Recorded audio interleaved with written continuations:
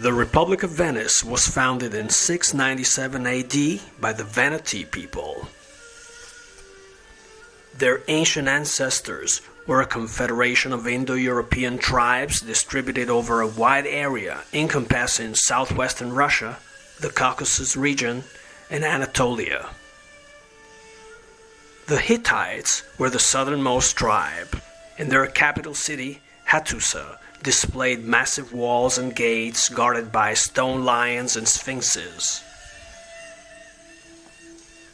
In the 12th century BCE, the collapse of the Mycenaean kingdoms triggered a devastating invasion of Anatolia by angry mobs and fierce warriors.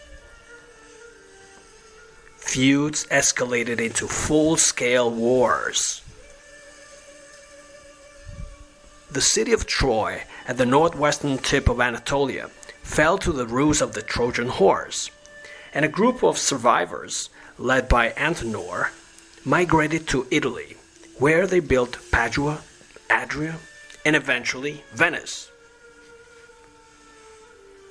The Republic of Venice grew into a trading power during the Middle Ages, incorporated numerous overseas possessions in modern Croatia, Slovenia, Montenegro, Albania, Greece, and Cyprus, and had strong commercial links with Egypt. One of the columns supporting the Doge's palace features a vignette portraying people of different races representing the mixed population of Venice in the Middle Ages. The first encounter the people of northern Italy ever had with African people occurred in 218 BCE, when the Carthaginian general Hannibal crossed the Alps into the Po Valley with thousands of African soldiers and horsemen and a few elephants. After nearly 15 years of fighting in central and southern Italy, Hannibal was recalled to Tunisia to defend his native country against the Roman invasion. By the 7th century, Venice had established a thriving slave trade, selling European slaves to North Africans. And wealthy Venetians had slaves too, but only a tiny minority of them were Africans. Demand from the Islamic world dominated the slave trade in medieval Europe. Several Balkanic and Caucasian slaves were enlisted in the Mamluk army of Egypt and Syria. When the sale of Christians to Muslims was banned by the powerful Carolingian Empire, the Venetians began to sell almost exclusively pagan Slavs, that is, Eastern Europeans. In fact, the English word slave derives from the eponym Slavic. Even the Italian greeting ciao is the contraction of the Venetian term sciao, which meant slave, as it was considered polite for common people to announce themselves as a slave. Ciao is still used in Italy for both hello and goodbye. Ernest Hemingway, who stayed in Venice in 1948, brought the word into the English language. In the 11th century, the Central Asian dynasty of the Seljuks conquered Anatolia from the Byzantine Empire. 3 centuries later, the Ottomans, another Muslim Turkic dynasty, took over the region. By the 15th century, slavery had been abolished in Venice, and Slavs began to be called Schiavoni, or Slavonian freedmen, and were allowed to build their own church. Many were hired as bodyguards for the Doge, as well as seamen in the Venetian navy. The basket-hilted sword they designed and wielded was appropriately named Schiavona. German immigrants were assigned to a residential and commercial city block dubbed the German Fondak, next to the Rialto Bridge, while the Albanian community settled around the so-called Albanian Street and Albanian School. In the 16th century, another church was built by Venetian Greeks, about a stone's throw from the Slavonian one. It still is the only Eastern Orthodox church in Venice today. Venetian Jews were compelled to live in a designated district known as the ghetto, which the English word for inner city is derived from. Venetian people in the Middle Ages were famous for having reddish blonde hair, blue-green eyes, and a rosy complexion. All those who had black hair, dark eyes, and an olive complexion were referred to as Moors. Even southern Italians, who looked swarthy enough to suggest partial Arabian or Berber origin, were often included in the Moor racial subtype, along with people from Egypt and the Maghreb. North African genetic admixture in southern Italy began in the 7th century, when Barbary pirates launched their first raids against Sicily, Calabria, and Apulia. In the 12th century, southern Italy, Malta, and Tunisia were known collectively as the Kingdom of Africa. Venice's first cultural connection with Africa dates back to 828, when two Venetian merchants stole parts of St. Mark's mummified body from Alexandria, Egypt, and handed them over to the Doge. St. Mark, who was from the Levant, founded the Coptic Church of Africa in 49 AD.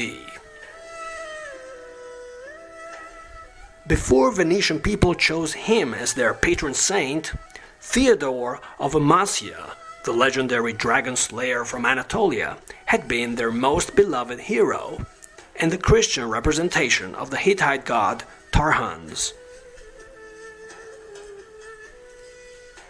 St. Mark's symbol, the winged lion, was the Hittites' totemic animal, which reminded Venice of its Anatolian roots. In 1112, three North African merchants named Rioba, Sandi, and Afani relocated to Venice after making a fortune in the Peloponnese, which the Venetians called Moria, due to the large numbers of Moors living in southern Greece. A bas-relief representing a man pulling a dromedary and other Moorish statues decorated their home. In the 1230s, a group of Armenians fleeing a Mongol invasion arrived in Venice and built the Holy Cross Church. The most prominent buildings in Venice, including the 14th century Doge's Palace, were designed in the Venetian Gothic style, which was heavily influenced by Moorish architecture. Venice's famous clock tower is surmounted by two bronze statues known as the Moors, which strike the hours on a large bell. From the 15th century onwards, sub-Saharan Africans were employed in Venice as servants, artists, and boatmen.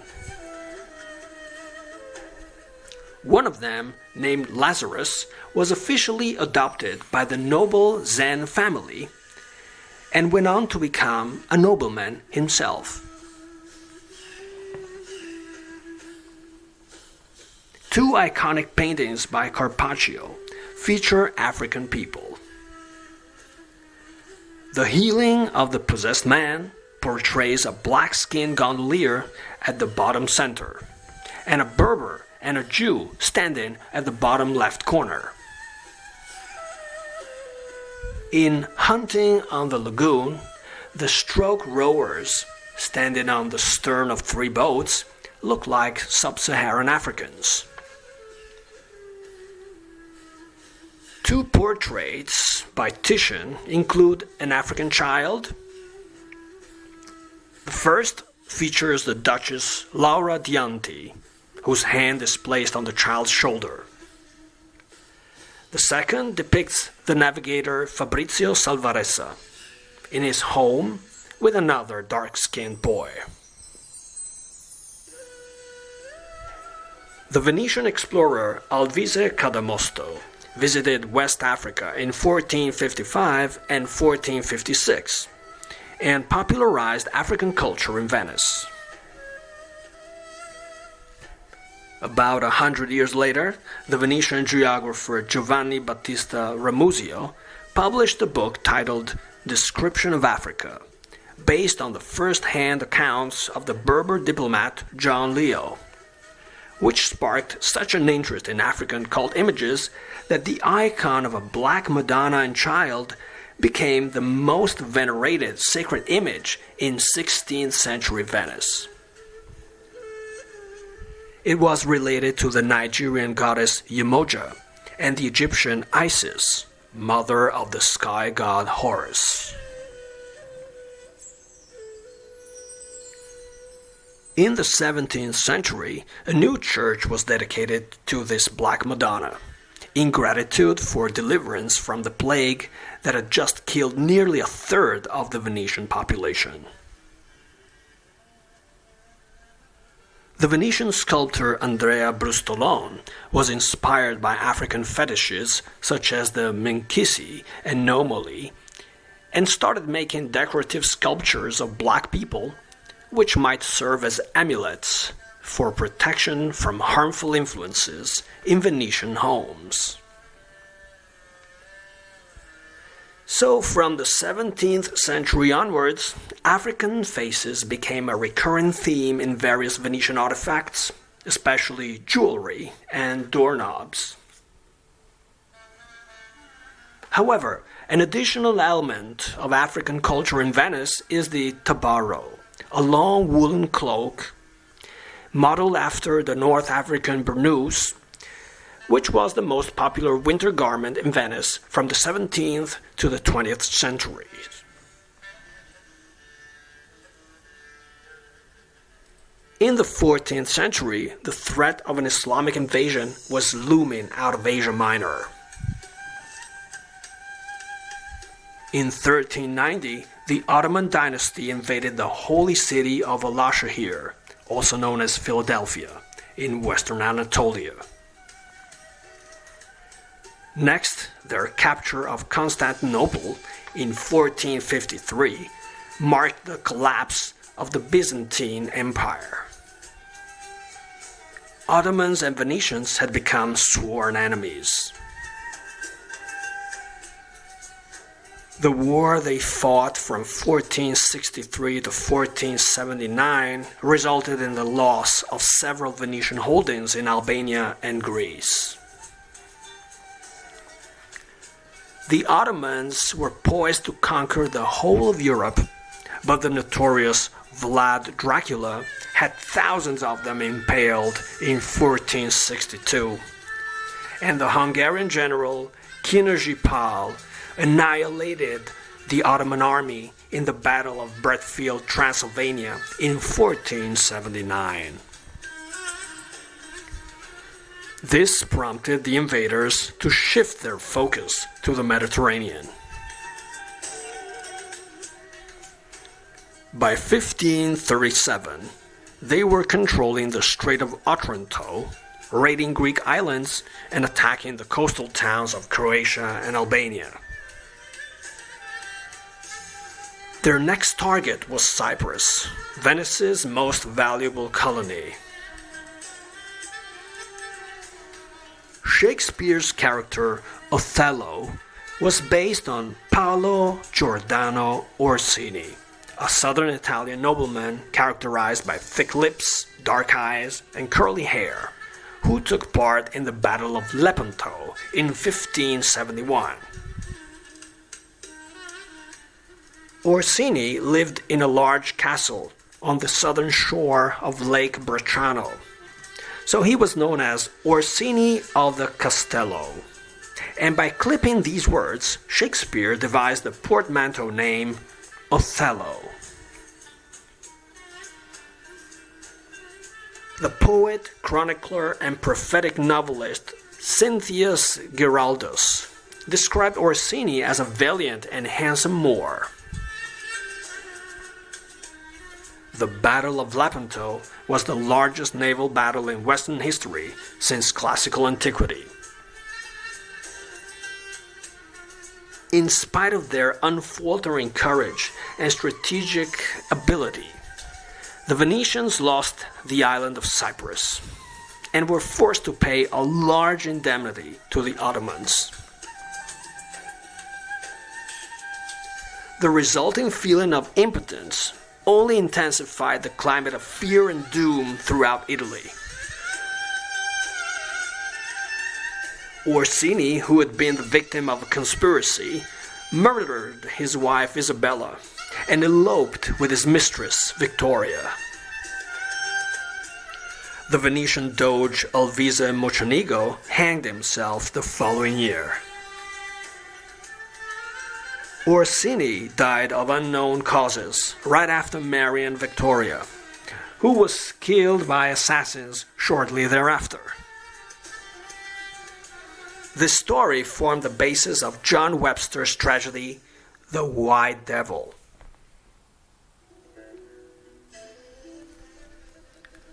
Orsini's first wife, Isabella, who was posthumously nicknamed Desdemona, or Doomed Soul, had bought a home from the Contarini family, the oldest of the Venetian nobility. Famous architects such as Andrea Palladio and Giorgio Spavento were employed by the Contarinis. Palladio designed one of the most important religious sites in Venice, namely the Redentore Church. Spavento built a palace with a spiral tower in which several noblemen resided, including Isabella's father, Cosimo I de' Medici, often referred to as Bramante or Bramoso, which translates to overpowering or power-hungry. The Ottomans resumed their land attacks in an attempt to invade Austria, but in 1718 they were forced to sign the peace treaty of Pasravac. In 1715, a group of 12 Armenian monks had arrived in Venice, fleeing Ottoman rule. They were allowed to build a monastery on St. Lazarus Island, in the Venetian lagoon, and went on to reside there permanently. In the inner sanctum of their mystical island, they still preserve ancient relics from Armenia, Anatolia, and Egypt, including a mummy and 2 sarcophagi. In 1815, they also acquired Zenobio Palace, where they opened an Armenian Culture Institute. Today, Venice's ties with Africa are being preserved by the ACA project, showcasing the works of African artists such as the brothers Goncalo and Rodrigo Mabunda from Mozambique, Cyrus Kabiru from Kenya, and Timi Kakandar from Nigeria.